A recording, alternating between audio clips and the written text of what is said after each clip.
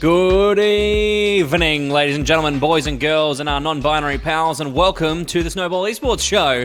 I'm Judge Brand, your wonderful, illustrious, beautiful, sexy, gorgeous host. Just a few words used to describe me, and I'm joined by Ducky. Ducky, how you doing? I don't think I've heard anyone use those words to describe me, but God, I wish they would. I think about them. You know what? I think the fans are a bit disappointed because about 15 minutes ago, I tweeted out a photo of you in a blue pullover, sunny's on, Timo hat on, ready to rock this show, and you've disappointed everyone. Well, see, I took the pullover off so I can just be a white button-up ready for the wet T-shirt contest we're having later on. Hopefully... Bro, don't leak it. Don't leak that. You're getting changed later, right? Quick change, yeah? Yeah, okay, cool. Yeah, just confirming. Swifty, we're getting you... You're coming on later for the wet T-shirt contest? Yes? That's some mogul moves, baby. All right. Well, welcome everyone in for the show for this evening. No Nico this week. He's off combating extraterrestrials that are trying to steal our cows and probe our women. So just in case you were wondering, that's where he is. Ducky, any comments on that? You have anything to add? No, not really. I've heard that he's been swiftly adjudged to some practice for this weekend. Apparently his skills have been pretty rusty and he's getting flogged by someone. I'm not hearing in my ear who it actually is, but I do think it's Swifty who's offside of the call a little bit. Just flogging him with his keyboard and mouse so he's warmed up for this weekend's action. Well, it's a good way to do it. You make sure those little stands at the back of the keyboard are flicked up for maximum flogging impact. So hopefully Nico will be up to scratch for what is probably the greatest esports org entry into oceanic esports of all time. But more on that later, right, Doug? Yeah, more on that later. Ladies and gentlemen, we have a wonderful guest for you tonight, and Ducky, I think, should give the intro. We're going to get straight into the interview for this evening's Snowball Esports show. Ducky, take us away with what can only be the most scathing review of a guest ever. Yeah, well, you wanted a scathing review. I'm going to give you not that. I'm going to instead say some loving, endearing words of one of the greatest masterminds in Australian Overwatch to ever grace this game. He has led a team to a contenders victory now. He has that under his belt. He has coached on stage at the Melbourne Esports Open. And the only thing that he's missing is a World Cup appearance, which he can thank Gumba for not having. I am joined by the one and only Joelous GG, formerly of Mindfreak and now of Ground Zero Gaming. How are you going, mate? I'm good. How are we? Yeah, not too shabby for a Thursday night. Feeling pretty good. Yeah. Now, let's jump into your games this week. Yeah, jeez. You guys are back. Contenders is back. If no one has noticed, it's back in its old format. Yeah, it feels good. It's a round robin again. It's not the weird bracket format that we had last season. Now, the only thing that's really changed in your house is that you're coaching a different team. How is it going from coaching Mindfreak to Ground Zero and playing them in the first week? Yeah, it's definitely surreal. It's always going to be like a kind of emotional when you're up against your old squad. I know a lot of the sporting people kind of say it when they sign to a new team and they play their old team. It's kind of the same thing to a lesser extent though, but it is definitely sad to see that the players that I've coached for many seasons with Bus and Aki kind of be your opponent. So it was quite enjoyable to watch. It was a very good game, very close game at that. So no, it's good to be back. we've had the whole format change back to what it used to be. So no, it was good to get off the couple and get back into the grind of things. Joel, for those who might be you- watching right now who aren't familiar with the old format, could you just give us a run through of the comparison between the two? So, and kind of let us know what the advantages are of going back to the way it was. So last season, the format was the season was kind of split into 4 weeks, and each week had like a playoff style structure. So there'd be like 16 teams in a single bracket run, and you'd play. It'll be like within 2 days, and you'd play like the Open Division or the Junior League initially, and then you go up versus the tougher teams. And each week they'll be crowned, I guess, the grand finalist, then a runner-up, and that's how they determine the seedings.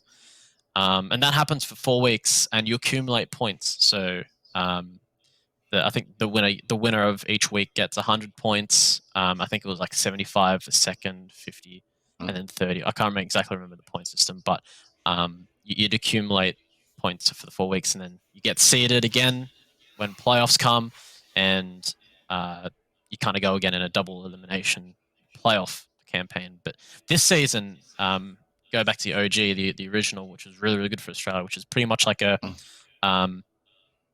it's 8 weeks or 7 weeks. I think it's 8 weeks, and you verse each team once every week, like a round robin system, and that's much better. Then you get like a ladder at the end of the thing, and only like the top 6 get to play in the playoffs. So yeah, it's a much it's a more competitive and like structure than last season, in my opinion. Makes sense, especially for regions like ours, where we're not looking at something like 16 teams that are all going to be cream of the crop, potential to be fighting for first place. We're a smaller region. It's in an open bracket format, competing to try and jostle. That might work in some of the major regions where they can have those kind of numbers, right? Yeah, makes sense. And there was only, like, when you look back at last season, there was only really 4 teams competing for it. Like, there was the 5th in No Weaver, but then they disbanded halfway through. Do you think that potentially could have maybe stunted the growth of the region a little bit? Like, obviously, you had these smaller teams finally getting a chance to play against the big teams outside of Trials and Open Division. But at the same time, the big teams didn't really have any space to grow because every week was just a new scrim set, basically, just officialized. Yeah.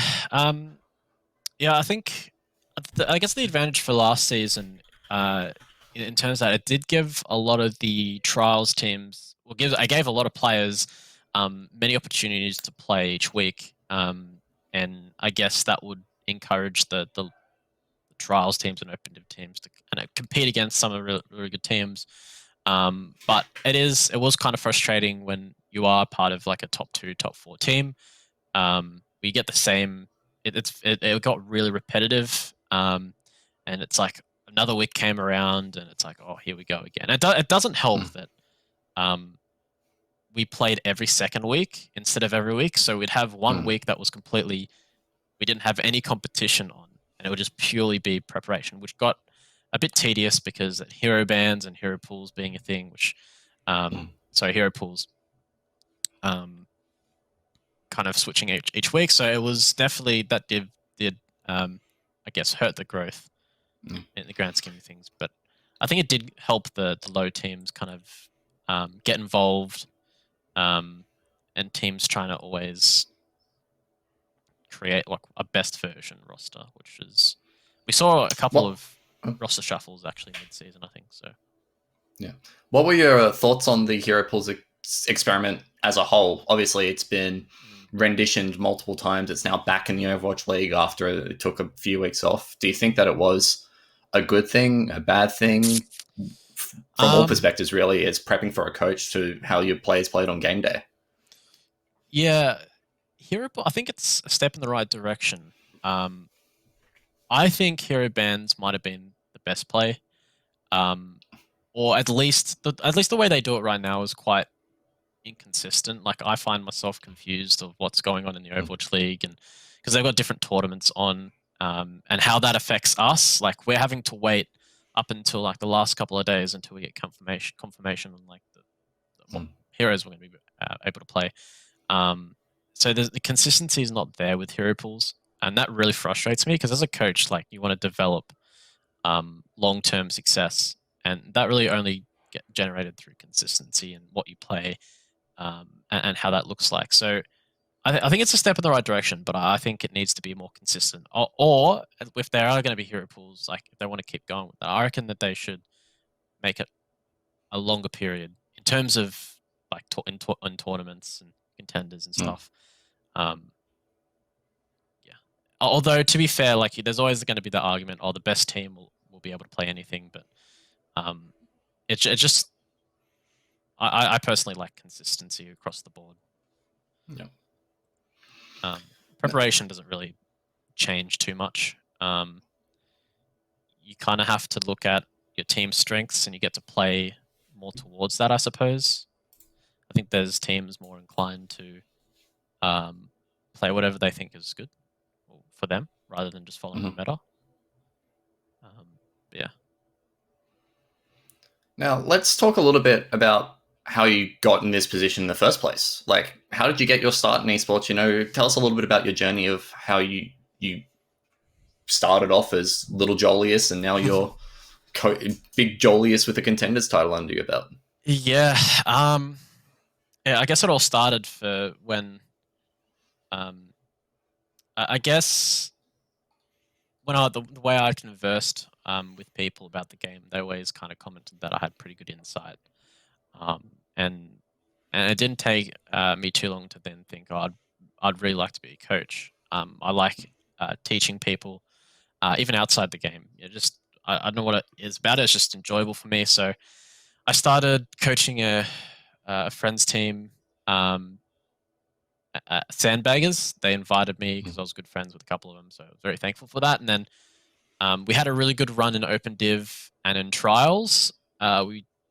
We only lost to Warriors at the time, or Blank, I think it was. The OG Blank roster when they came to OCE from the Pacific region. So we got a 6-1 record in Trials, and that's where Mindfreak picked us up. They came to me as had like a 3-season plan. So we didn't immediately. For me, it wasn't necessarily like I wanted success instantly. It was more of like it had to be across multiple seasons. So I guess it was a 3-season plan with Mindfreak, and season 1 was it was me testing the waters. I learned a lot about what it means to be a coach in contenders. You know, the expectations, the time required that you need to put in to be at least competitive with most of the people there, and kind of just network a little bit. And then I enjoyed it. I kept working on myself and my skills as a coach. I was thankful actually to Albert and Brad, who kind of run the joint at Mindfreak. They hooked me up with like AFL coaches and performance coaches across the board. I talked to a rugby coach who would give me a lot of advice on what they do within their teams, and I'd give them like what it's like in esports. So there's a good opportunity to talk to real coaches and qualified coaches to then, again, like I said, broaden my skill set. And then the last 2 seasons with Mindfreak were kind of self-explanatory with an MEO appearance. I got to work with some pretty special people in TCC and learn a little bit from John Galt. And then last season, we kind of made that huge effort to go in all deep. So we went to Logitech. We actually got flown to Sydney and did content for them. And then I guess one door closes, another one opens. So I had a good opportunity here at Ground Zero. So I'm very thankful for them. And it's go hard or go home, I suppose. So this is the one where we want to aim to Gauntlet. So it's like the MEO season. We didn't quite get the win. This season we got the win. Now the next step is international success. But yeah, that's pretty much it. Guess you got a little bit cockblocked then, considering that the Pacific Showdown cancelled itself as soon as you finally won a title. Yeah, I guess it is kind of a little bit not frustrating because it is a shame because I would have thought we put on a pretty good show, but I guess I'm understanding because everyone's got to adapt in these conditions. Being able to adapt and accept whatever comes is this reality of it at the moment. Yeah. And tell us a little bit about this Ground Zero roster, because I don't think you've coached anyone on this team before, but they've all kind of been lingering around the top of OCE for quite some time, especially when you incorporate names like Adam and Tongue/Terry. Like, how is it like to coach Ground Zero compared to some of your previous experiences coaching? It's definitely different. It's very, very different. And I kind of expect it. And it's different in the sense that, like, with Mind Freak, having created an environment already that works and expectations are already there, and you get to, I guess, select the players that you think can grow. With Ground Zero, it's slightly different. The environment's already there, and I'm coming into an environment and trying to change things for the better, or change the identity of the team and different practices involved. So in that regard, I suppose that's what I noticed the most. In terms of the players, I think every player in Ground Zero is they're really, really good. I think it's definitely a mix between experienced players and Bertlog, Terry, and Adam.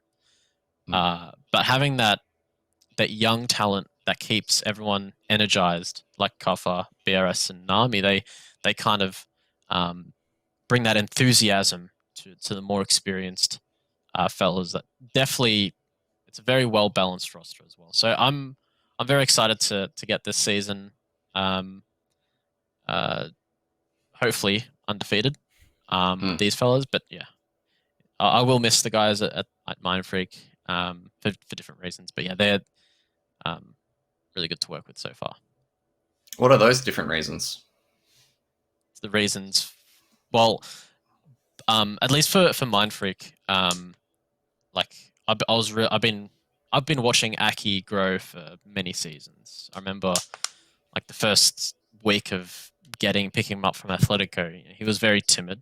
He was kind of in his shell. He wasn't too sure about his role, and to now he's probably one of the most confident players I've met. He's out of his shell. He's obviously grinding the content. Been MEO together, flew to Sydney together. Same with Bus. Like I stayed at his house for a couple of nights during the travel time. It's more of a friendship thing over at Mind Freak. So I'll miss that that aspect, but at the same time, there's no doubt there will be friendships formed within Ground Zero. So it's something that will develop over time. But yeah, I'm very, very thankful for the memories formed with the guys at Mind Freak. But I think at the same time, I wanted to get a breath of fresh air. That makes sense. Change things up. Yeah, change things up, keep myself motivated, and yeah, just challenge myself a little bit. Nothing wrong with a good challenge and getting out and experiencing different parts of the space as well. There's nothing wrong with a coach not being a one team or one franchise coach for their whole career. Speaking of coaching, obviously your main role, and you've had quite an impact with the teams you've worked with already. How influential can coaches be in Overwatch? We've spoken with plenty of players, but we're yet to cover a variety of coaches on here on the show. I mean, we're used to coaches in traditional sports. We're used to coaches across esports titles. What do you feel the difference is that you know of for being a coach in Overwatch, especially considering all of that experience you got speaking with NRL, AFL coaches? Yeah, I think at least at the very, very high level of Overwatch, so we're talking Overwatch League, coaches are probably the most important. Like, I'd say they're the most important role. I know that players get all the spotlight and rightfully so, right? But I think coaches do a lot of the dirty work, and it's kind of underappreciated in that area of it, in Overwatch League at least, because the work that goes behind the scenes is immense. We do all, like, they watch VODs for like more than 5 hours a night. They'll sacrifice time to get players involved in reviews. They'll develop set plays and I guess it's the kind of same principle of a player going and playing ranked in their own time. So it definitely makes the players relax a little, knowing that every time in a scrim, they know what they want to focus on, and it's all proven. And so that's what I've noticed in at least high level Overwatch. And in tier 2, I think it's maybe less important. I know in NA there's a couple of player-run teams that don't really care about coaches.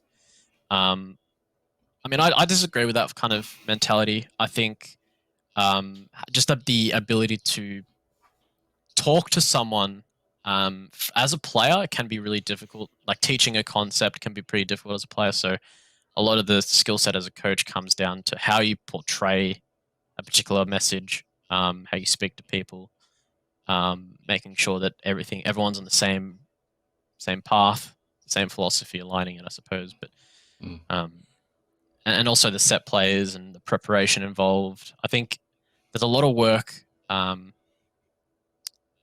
a coach that kind of gets overlooked a little bit. But yeah, I think coaches do play a big success within a team, and failures, obviously.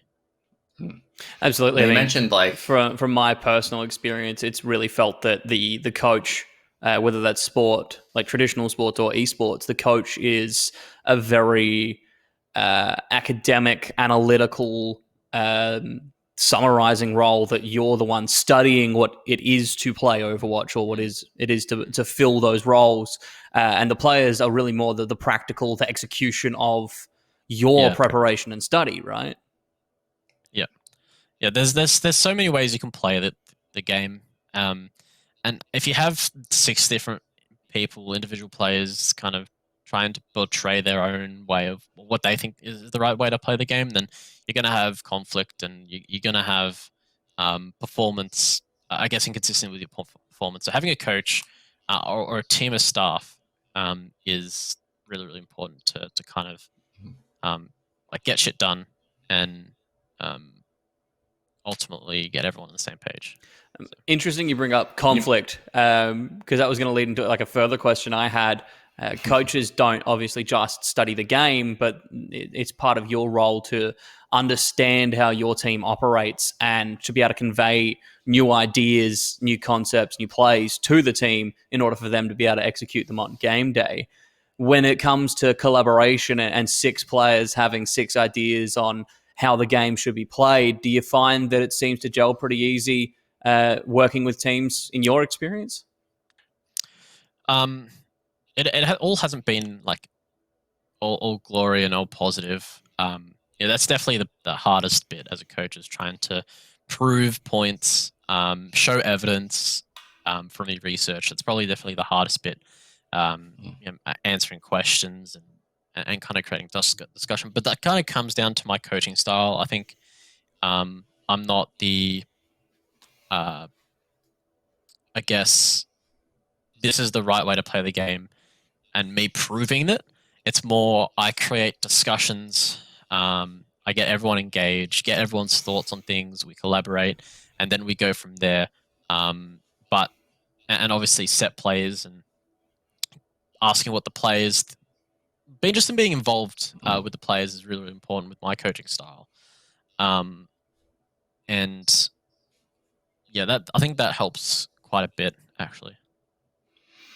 Now that you mentioned that, like you were under the wing of like John Galt and TCC, and you've worked along those guys in the past, is there any like one coach that like you just love to chew the ear off in Overwatch or any other esport or regular sport to talk about their craft?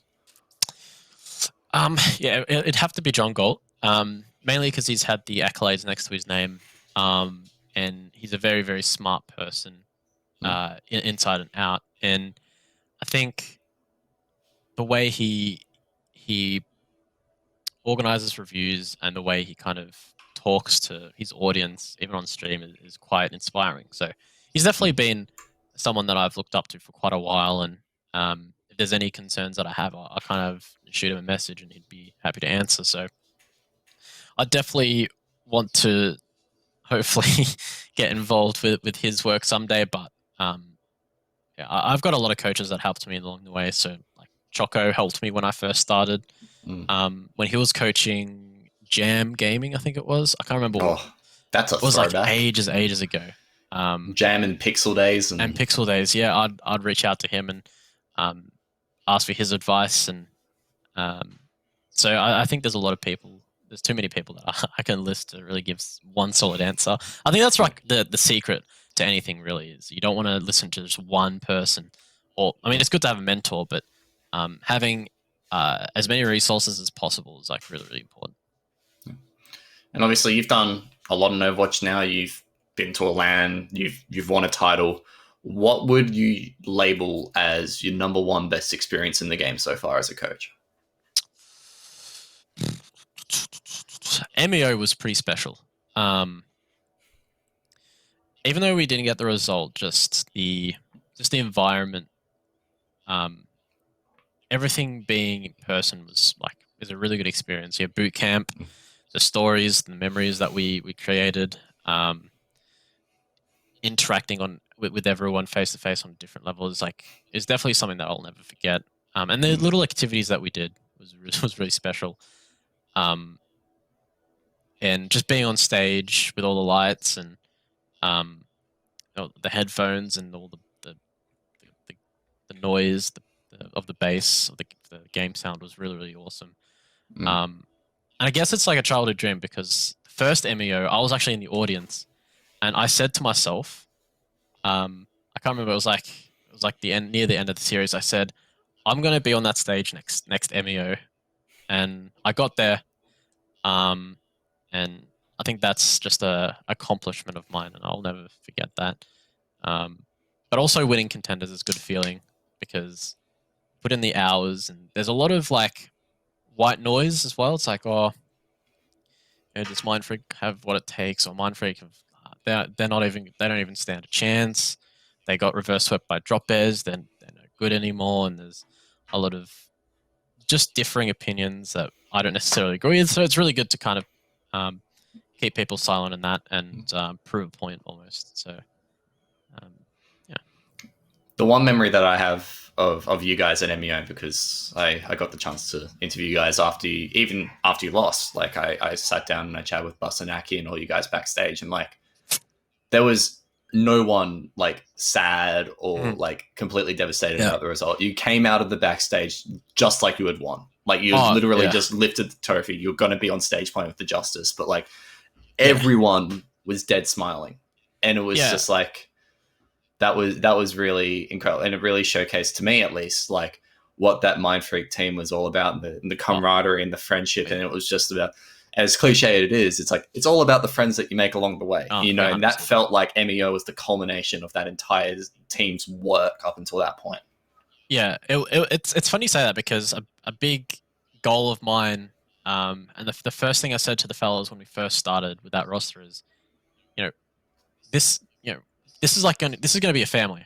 We're not just going to be teammates. We just piss off and do our own thing. We're going to stick through the thick and thin. Honesty is important. Communication is important. But more important, we're trusting each other here. The camaraderie that we developed is something that I'm proud of. And kind of encouraging to develop. But the players, I think, did a lot in their own that was holding each other accountable was kind of an honor to see.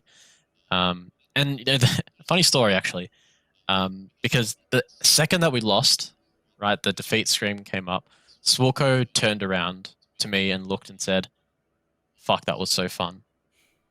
And everyone agreed. Even though the result wasn't there, we all turned around to each other and just said that was really fun. And the celebrations afterwards with the order fellas and the people in the community was something truly special, and that's pretty much what they do it for. The victory would have been nice, but at the end of the day, they had fun. That's the main thing. Oh, I remember that night pretty well, because thankfully I wasn't drinking, but I remember what everyone was doing that night, at least. Let's pivot back to this season. So obviously we've spoken about, there's a new format, it's a bit more competitive. You guys just came off beating your old team. Who do you think is Ground Zero's biggest threat this season? Do you think that you are the top team in ANZ right now? I honestly think the biggest threat was probably Mindfreak. Mainly because like we had no intel on what they were going to run. I mean, that happens with anything. Like the first week that you play someone, the first week of the season, sorry, it's like you don't know what anyone's going to run. So the fact that Mindfreak has a star-studded roster, we know that they won last season, and they bolstered it with like Niang and Frogger. And they run a lot of off-meta stuff. So I think Mindfreak's definitely the biggest threat. I don't think anyone else is, at least right now, close to us. Paradigm Shift might be able to upset, if not us, a couple of teams. That might make them scary, but I think for the most part, we're pretty confident that we're the best at the moment.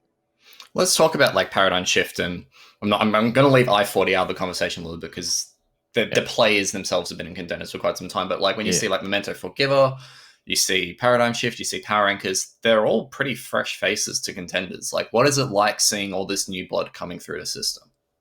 It's pretty good, and it's I guess for a lot of players, they think of like a team that finished 7th or a team that finished 5th, be like, oh, they're not really good. But as a coach, I don't really look at the team's performance. I guess outside of top 4, I look at the players. There's a lot of hidden gems, I think, in the region. I think Kuffer is a good example. Kuffer was actually an open div, and he immediately got picked up for Grand Zero. And he's come a long way. There's a couple of people that I've got on my radar for if we need it, and possibly for next season if next season's a thing. So I think it's really good to see. People obviously have differing opinions on do they like Valorant and want to stay Overwatch, but I think these players that want to stay with Overwatch have the dedication required to take their game to the next level. So it's just my job in realizing that. And I don't care what their result was previously, as long as they have the mechanical skill and belief in themselves and potential, then I think they're their game. I think that's also like kind of like a story of like what Mindfreak was. Like I'm always going to refer back to Mindfreak, but it was like Bus was like 0-20 on bin chickens, and he was on this team all of a sudden. And then you've also got players like sub off tank Pliss, who was always beating around the bush but never quite there. And you also brought up August, who retired a little bit after he played that season of aim support on Masterminds, and then came back as a flex DPS that no one expected to pop off so good. It's like you've always managed to find these little hidden gems. Do you think that in the future that there will be more that will pop up, or do you fear that Overwatch in Australia is possibly on a downturn with a little bit of uncertainty about contenders next year? There's no doubt it's on the downturn with the uncertainty, but I think at the end of the day, like we're in this, I guess, environment with everything changing with coronavirus. I think it's important to not think too much long term. I think we just got to take things like day by day, week by week, month by month. So I'm not too concerned about next season. Specifically about me for the scene. We saw what happened to PAC. Like even though they don't have contenders, they still have 100 grand prize pool in a tournament. So that's a really positive sign for that scene. So I think not too concerned. It is on the downturn. It's just like a different different player base, different audience, and probably hopefully Blizzard kind of pull up their socks a bit on it. But yeah, I mean, it's interesting you talk of downturn, Jolly, because we've got big names in domestic Overwatch like Sign and Noz heading over to Valorant. We've got not only have you been able to pick up retired pros back into the game, but we're seeing pros retiring because they know that their runway for their pro careers kind of up. How are you feeling about coronavirus accepted, the state of Overwatch in Australia right now? Yeah, I mean, it's always sad to see like all these really these great players like Signed, who's reached that success many times. Same thing with like Atar back when he was in his prime, and there's always going to be that turnover, I suppose. But at the end of the day, there's not one player that's going to be here forever. Like, people are going to choose a different game. One game might pop up, and that's for them. Valorant obviously appeases to them. Like, good on them, right? Overwatch, they've reached what they wanted in Overwatch. I'm not, and it gives like the younger fellas who actually want to grind the game and play the game is taking their spots. Whether they're better or not is not what I'm going to talk about. But I think that the turnover is not as dire as people make out to be. But yeah, I don't have any issue with I guess that. But yeah, makes sense. I mean, The one old example that I guard can think of, move on, and the new blood gets that chance, right, Doug? yeah, and like the one example I can think of is like Nami, because I remember that like a lot of people like Nami is like the Widowmaker prodigy of this region. Like there was a lot of hype around Nami, and then Valorant came out. I was like, oh my god, we're going to list Nami because he's an absolute aim god. He's going to come into Valorant. He's just going to absolutely own everyone.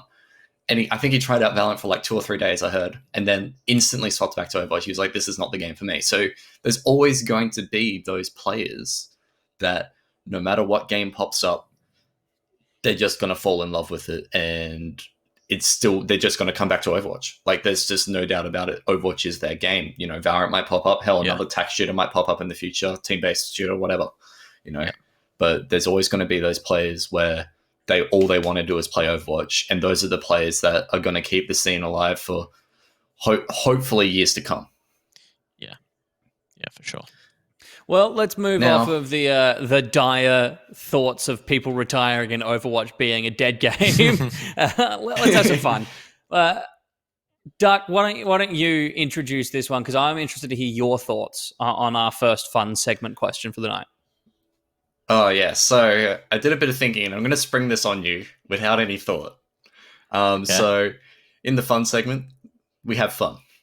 And the fun that I want to have with you is, what would you pick as an ANZ Overwatch dream team of all time? So, yeah. Okay. So, where to start? Honestly, I would have been more shocked if you just came out with 6 names and a coach, like straight off the top of your head. I would have been like, damn. So does this include the people in Overwatch League? Yeah, like, so anyone that's played AU contenders, I'm not including Custer. Everyone, jeez. For the sake of making my brain not think too much about this, we're going to do current players. Yep. I think if we're not considering Overwatch League, I think at the moment it's a little bit difficult to say like who's the best main tank and who's the best like projectile player, because there's so many different ways you can play the game at the moment. Different hero pools. It entirely depends on like how I want the team to kind of play. But I think Dank from Paradigm Shift is quite versatile. Adam would be pretty good with that. I think either Nami or Jordan. Maybe Nami, since we would already have a very vocal team. Then Sogi is Singaporean, so I can't nick him. Projector. Maybe BRS here. I think he's the only Australian resident. There's Zupa, but I think I'd go with BRS. And then you just go with Terry and Bertlog. Yeah. I think that might be the best area. But you can obviously, like I said, you can swap Dank and Kuffer and Fundray depending on what you need. But in terms of Overwatch, if we include Overwatch League, I think, does Trill even play the game anymore? I'll just put him in it. Trill. Let's be real. He played on 330 ping sometimes. I'm pretty sure he was screaming for MVS on 330 ping. Yeah, Trill. Maybe Punk or Adam. I haven't really looked at Punk's gameplay yet, so I don't know how much better he is at compared to Adam. Hit scan.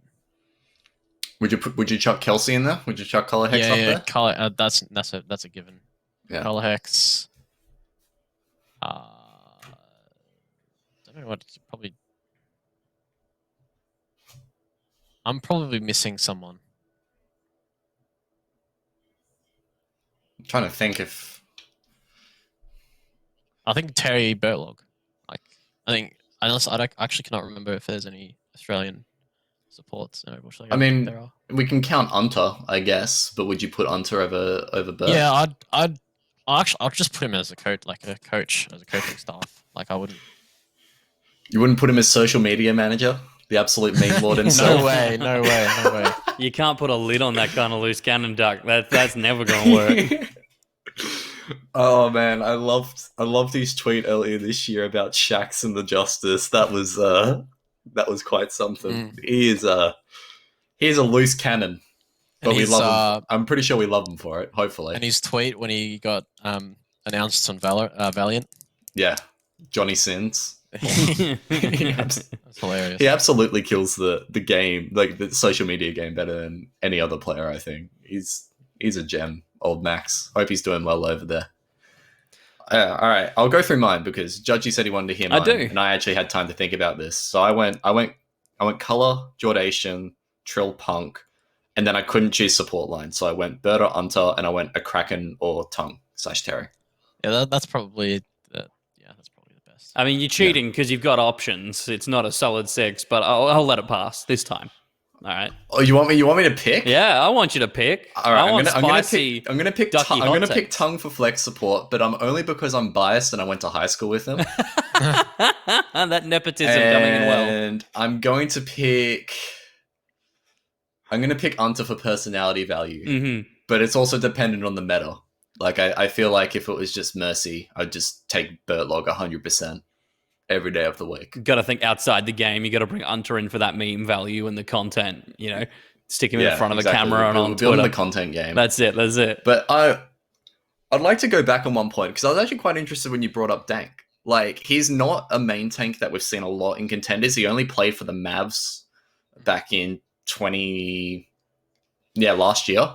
Yeah, and he only played like 1 or 2 games for them as a fill. He's not necessarily someone you would, if you were involved in at least Australian contenders from an outsider looking in, you wouldn't have heard of before because he hasn't actually played many games of contenders. What makes you draw yourself to him as a main tank to watch out for?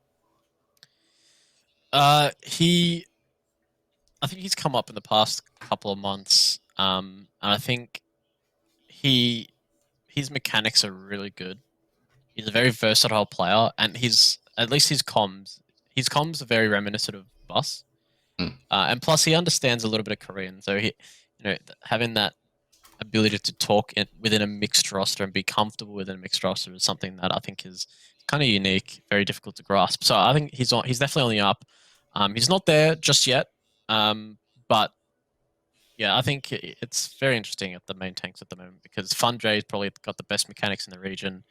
But Kuffer, he puts a lot of time into it. He learned like all these small,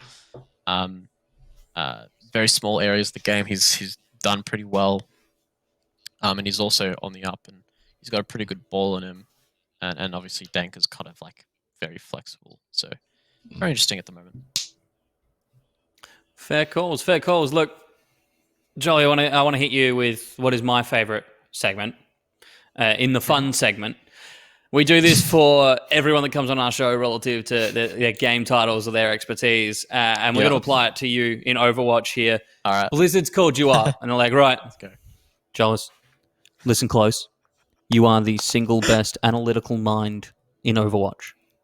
No, we're not getting you an Overwatch League coaching gig. Fuck off. But what we are going to do is allow you to remove one hero from this game because it's clear that we need help in the balancing department. And you're like, fuck yeah, remove. Who is it? Get rid of them right now. Brig. Yes. Thank you. And supports around the world rejoiced.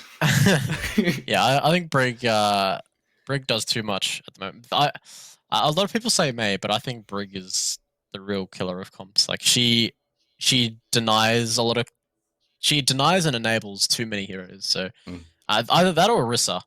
But I think mainly Brig.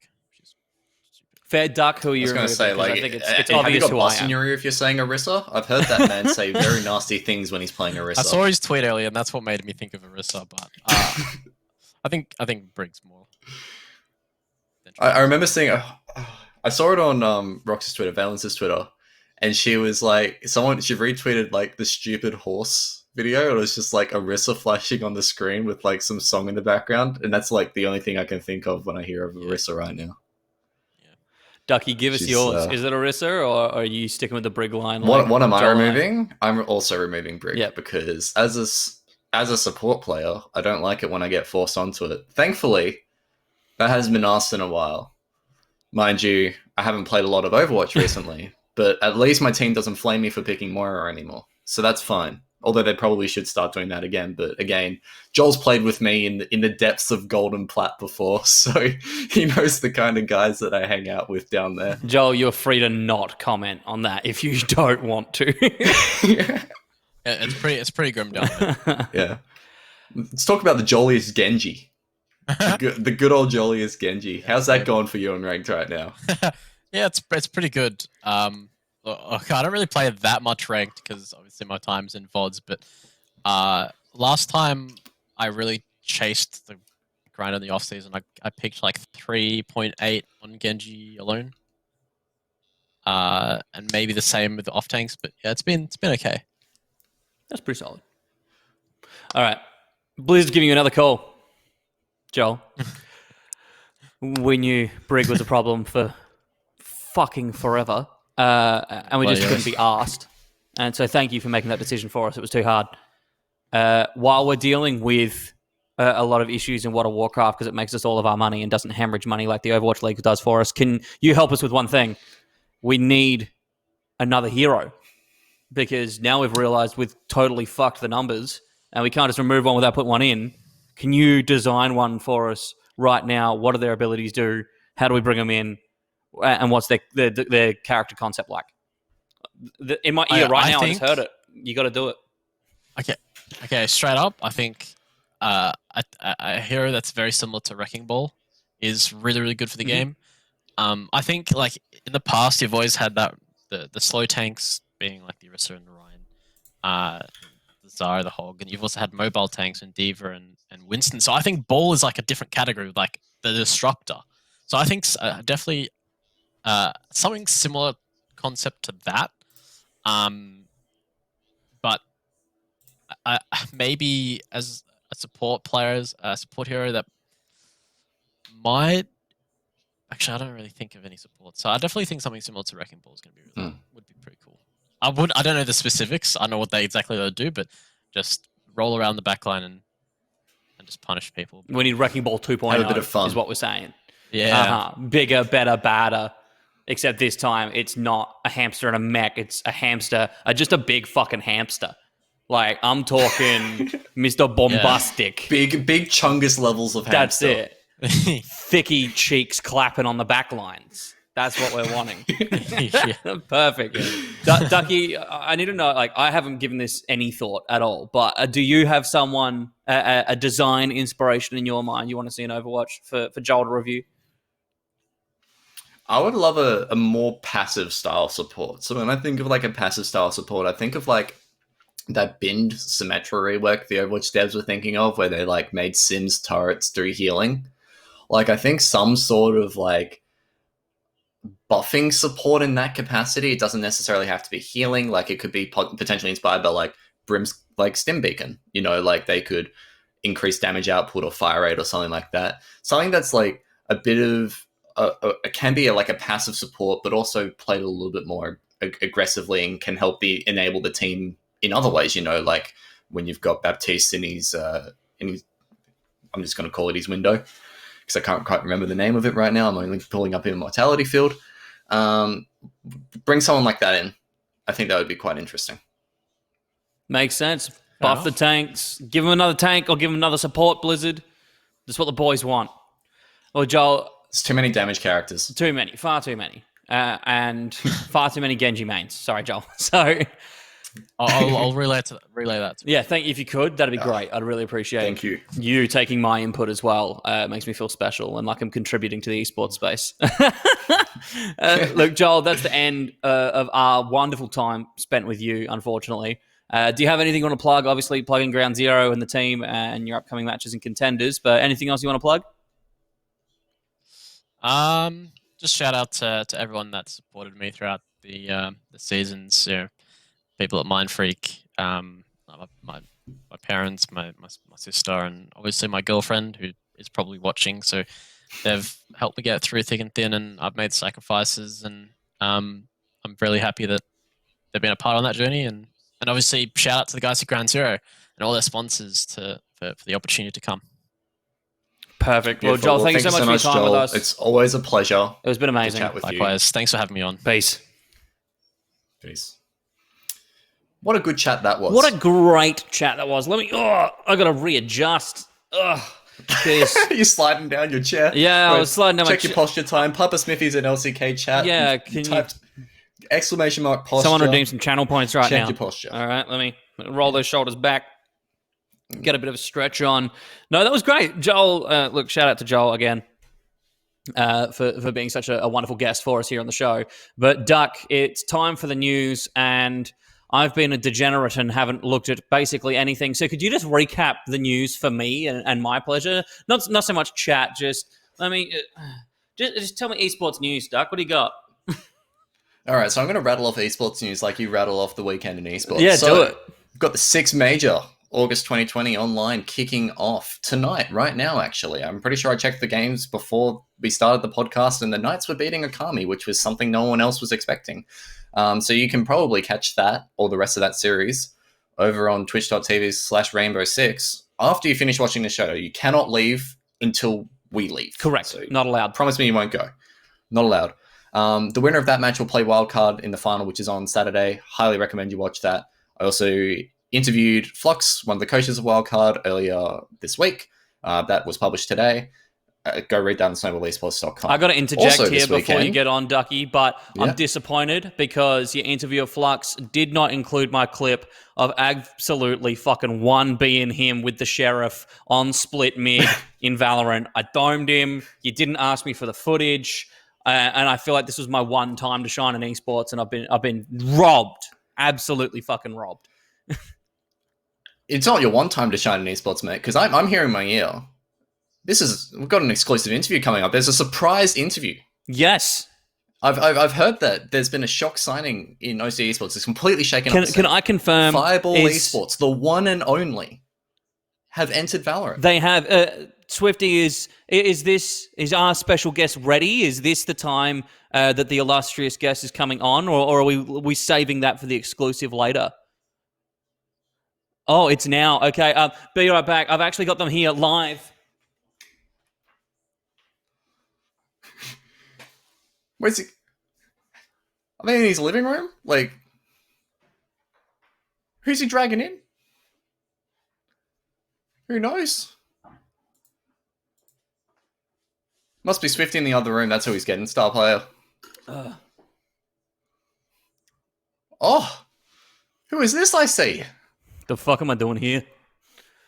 Why am I here? Is this This is bad Judge Brand. This is bad Judge Brand. We know I'm the fucking best, and I'm honoured to be in your presence, mate. I've heard many great things about you. Yeah, look, everyone's heard great things. Let's get on with this interview. Let's go. What do you got? All right. So, how does it feel to be on the starting roster of Fireball Esports, the most illustrious esports organisation in Australian history? It's expected, to be honest. Best esports team in history. Best esports player in history. Next. What's made you so great? Genetics. Mostly just genetics. It's hard. It's hard when you're just born to be this successful and this good looking. Like, I'm a fucking specimen of an esports athlete. So, it is what it is. I'm living to my life's If you're so successful and goal. so good, why are they sticking you on Sage every game? Have you not heard of the Battle Sage meta, man? Come on. Sage drops 50 kills and is able to res the whole team every round. Like, hello. Get on my level. I grab both orbs and I get 5 kills. Free revive next round. Carry the whole team on my back. Who gives a shit? All right. I'll take out 50 frags and a tournament, and I'm the best support on the team all at once. I'm basically one-man carry. It's like Riot Games designed this game for me. If you're this good, why would you need to res your teammates, bro? Like, why are they dying? Because they're dumb, man. They're dumb. They can't compare with my 400 IQ Galaxy Brain bullshit. They're running down the middle of split, straight up ropes. It's pretty bad, man. Fuck them. Nah. They want to play dumb. I'll pick them back up so I can just farm the points. The revives aren't so my teammates can help. What do you have to say to the previous champions team launch? What do you have to say to them? Like, do Are they going to just be a pushover? I mean, what do you expect? Look at them. They got championships under their belts. Do they have my genetics? Don't think so. What a fine young specimen you are. I know. You can tune into my live stream later. It's not on Twitch. I'll tell you that much. Is it on Mixer? Dead platform, man. I got more viewers in my private Snapchat than they had. All right, don't even worry about it. Ah, yes. Where can we find that OnlyFans link then? I got to hit up my Instagram DMs. All right, I'll hook you up. Done. How much are you charging? Oh, that's trade secrets, bro. Trade secrets. I can't tell you that. It's been an honor to interview Judge Brand. It's been all right. Bad Whatever. Judge Brand. Yeah. Thanks for I your hope you time, I lose this suppose. weekend. Like, yeah, cheers, bro. Appreciate it. And that was, ladies and gentlemen, interview with the one and only Bad Judge Brand. Absolute gun. Although I don't think he's actually going to go 50-0, guys. I think that's pretty much impossible for him. I've played with this guy in Valorant before. I've never seen him get more than double digits. Dude. Oh, he's back. I am so sorry you had to put up with that. That guy's a fuckwit. Yeah. He's pretty confident in him. I'll give him the benefit of the doubt. He's pretty confident in himself. Arrogant, man. I respect the hustle. Oh, look, you got to do what you got to do and be confident, but Jesus, that was painful. I'm sorry you had to interview him, dude. Wow. You know what? It's not the... Oh, actually, it was probably the worst interview I've ever done. Let's be real. He wasn't the greatest interviewer. He's a little bit up himself. But you know what? We give him the pass. Look, let's see how he does this weekend. Genetics might be there, but I'm not expecting much out of his performance. Yo, you've just shown your wonderful genetics on camera right now, smiling deeply into my soul. So, stop it, Duck. Be sure to check out Rise of Valor this weekend. Kicks off. You won't be seeing Killjoy around, but you will be seeing some of the best Valorant players in OCE, including the Champions team launch. So be sure to tune in. You can watch Judgy's team play if they make it on stream, Fireball Esports. You can watch my team play if we make it on stream, Murder Esports. Who knows, Hog. We could face each other off. Oh, jeez. I would love to see the bragging rights on that one. I would hate that, mostly because I would never let you ever live it down that I 1B'd you in mid on literally any of those maps. So I'd still lose horribly, but it'd give me the opportunity for one thing that I can brag about relentlessly. Yes. Maybe I might go easy on you, so you can tell that story to your grandkids about that one time you beat me. One time I beat the illustrious journalist and esports industry professional, Ducky. Yes. That's something you can take to the bank, put on your mantelpiece. Duck, what else do we have happening in news and esports this week?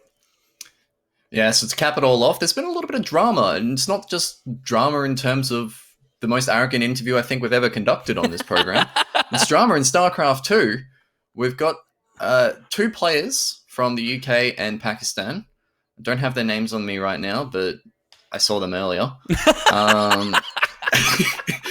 This just shows you how much I care about StarCraft 2, and I'm really sorry. Sorry, MJ.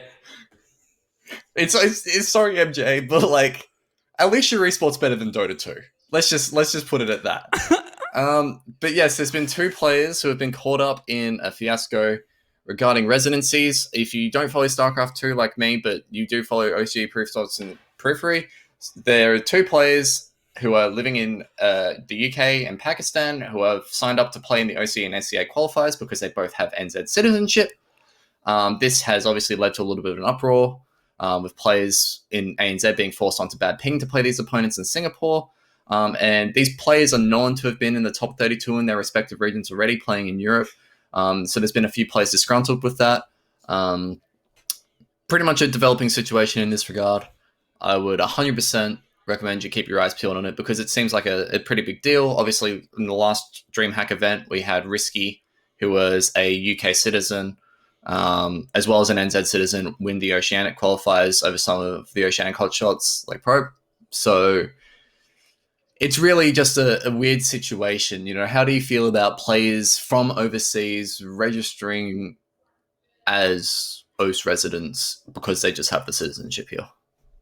Yeah, I mean, it's been a long-term debate in Counter-Strike, having NA-based teams full of Australian players being able to play in Australian or OC qualifiers. I guess this is the StarCraft 2 version on roids, having citizenship but forcing play to be on servers that aren't ideal for the actual region. So I feel you, Duck. But nevertheless, we move on and stay tuned for Snowball. There will be a piece coming out tomorrow from Snowball about this very issue, and they will include the names and details of the players involved. So, and it'll be written by the one and only Saxon Durant, our wonderful StarCraft 2 coverage lead person, awesome journalist. Check out his work. He's sure to absolutely put out a belter tomorrow, and he'll have everything you need to know, aside from my terrible abridged version where I may or may not have just weaponized the entire StarCraft 2 community against me, of which I'm very sorry. I can't wait for them to start a Cold War against your content, Ducky. It'll be beautiful. And I certainly know who my bet's on, one of the longest standing esports communities. Duck, of course, Overwatch Contenders has returned. Give us a rundown on what's happened there, because I know how excited you are. This is back.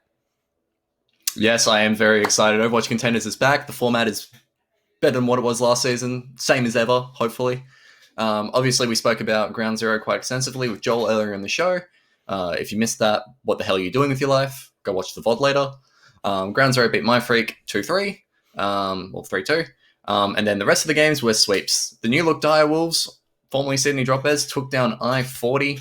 3-0. We had Warriors take down Power Rankers 3-0, and we also had Paradigm Shift take down Mento Forgiver 3-0. This week coming up looks to be a few more exciting games, but I'm sure you could tell us all about those, Judgy. Yes. Because I think it's time for your own rundown. I've given mine of the news. Ooh. Now, lead us in with the weekend in esports. I certainly will, Duck. For Friday, we've got the Oceanic Pro League for League of Legends. It'll be 4 p.m. The Chiefs fighting off against Mammoth. We will follow up Saturday with Gravitas and Mammoth as well. Same time, 4 p.m. Australian Eastern Standard Time. We've also got DreamHack Oceania Summer 2020, and that'll be 4 p.m. on Friday. We've got Rooster coming up, and then 7:30 p.m. it's Order and Avant. The Quake World Championships also kick off 10 p.m. Friday, so make sure you tune in to those. On Saturday, it's the Overwatch League, 5 a.m., so wake up bright and early. You'll catch Atlanta and Vancouver for NA. If you grab 6 p.m. Saturday, it's Chengdu and London for the APAC region. We also have the 6 Major Oceania for 2020. That'll be 6 p.m. Saturday. Wildcard against the winner of the match that Ducky sets on right now. Go watch it straight after this. We've got Monday as well. I'm giving you an extra day in the weekend in esports. It's the MDL Season 34 Finals, 6 p.m. Monday night. Ground Zero Gaming against Rooster and TWA and the Chiefs. Make sure you tune in for that one. And the Overwatch Contenders Week 2 on Monday, 7 p.m. It's the Direwolves and the Warriors. That's what's on in esports this weekend with a nice focus on our backyard. Oh, what a wonderful wrap-up like usual that is. We need to get you a ticker. We need to get you a proper, run-in segment. Mate, I'm sure that Swifty can do all of this for us while also top-fragging over you in Rise of Valor. Definitely, mate. I'm just a sub. I can't compare to that other guy, but look, I'll come in. I'm getting a run this weekend, so that's pretty generous. I appreciate that. Maybe I'll get some Cypher cams in, a couple of tripwires, play the information games, play like you, get on the cams in Valorant, right? Bring that Rainbow Six Siege in. Love getting on the cams. Best joke I think I've ever made, and I say it every time I play Cypher. I'm on the cams, bro. On the cams. Dude. I can't wait for someone to clip that and use that completely out of context. Esports journalist Ducky loves getting on the cams, free cams. I'm pretty sure that if this was in a private call between Swifty and I right now, that he could be filing a complaint to Snowball HR. So we might just leave it at that and call that the end of the Snowball show for this week. Thank you so much for everyone for joining us this week. I hope you enjoyed our interview with Joelous. Obviously, we'll be back next week with a new guest. Could be bad Judge Brand. Who knows? He might have, reformed his attitude problems by then. We don't really know. Unlikely, but God, I hope he's not on next week. Thank you so much coming in, Judgy. Always a pleasure chatting with you. Always a pleasure being on this show. Be sure to follow Snowball Esports on Twitter, on every other social media platform there is out there. I don't think we've got a TikTok yet, but I think Swifty should start one, given the amount of TikToks he sends me every day. And be sure to check out snowballesports.com for all the latest esports content pertaining to Australia, Asia Pacific, and the wider Oceanic region. We will catch you next Thursday, same time, same place. Thanks for watching.